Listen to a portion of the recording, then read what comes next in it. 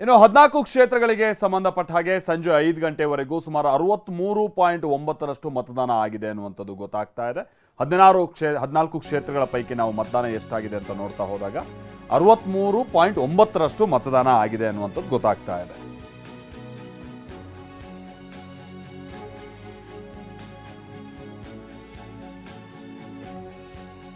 ಮಂಡ್ಯದಲ್ಲಿ ಸಂಜೆಯವರೆಗೂ ಅಂದರೆ ಸಂಜೆ 5 ಗಂಟೆವರೆಗೂ 74.87% ಮತದಾನ ಆಗಿದೆ. ಬೆಂಗಳೂರು ಕೇಂದ್ರದಲ್ಲಿ ಅತಿ ಕಡಿಮೆ ಮತದಾನ ಆಗಿದೆ. ಸಂಜೆ 5 ಗಂಟೆವರೆಗೂ ಕೇವಲ 48.61% ಮತದಾನ.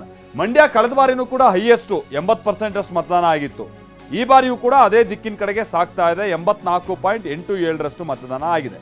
ಬೆಂಗಳೂರು ಸೆಂಟ್ರಲ್ ಕಳೆದ ಬಾರಿನೂ ಕಮ್ಮಿನೇ, 53-54% ಜನ ವೋಟ್ ಆಗಿದ್ದು, 54%. ಈ ಬಾರಿ 48.61% ಮತದಾನ ಮಾತ್ರ. ಅದಕ್ಕೆ ಹೇಳಿದ್ ನಾನು 2009ರಲ್ಲಿ ಇದೇ ರೀತಿಯಾಗಿ ಈ ಬೆಂಗಳೂರು ಕ್ಷೇತ್ರಗಳಲ್ಲಿ ಬಹಳ ನೀರಸವಾದಂಥ ಮತದಾನ ನಡೆದಿತ್ತು. 48-49% ಇದು 2009ರಲ್ಲಿ ಆಗಿತ್ತು.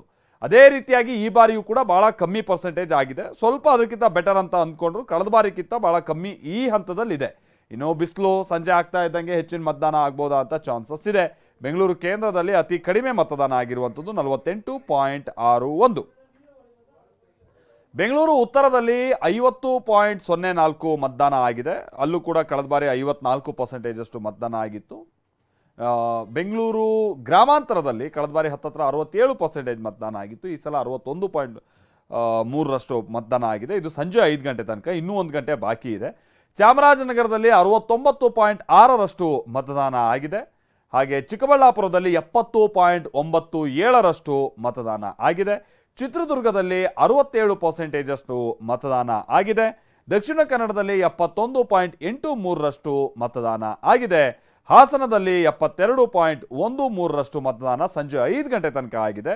ಕೋಲಾರದಲ್ಲೂ ಕೂಡ ಅಷ್ಟೇ 71.26% ಮತದಾನ ಸಂಜೆ 5 ಗಂಟೆ ತನಕ ಆಗಿದೆ. ಮಂಡ್ಯದಲ್ಲಿ 74.87% ಮತದಾನ ಆಗಿದೆ.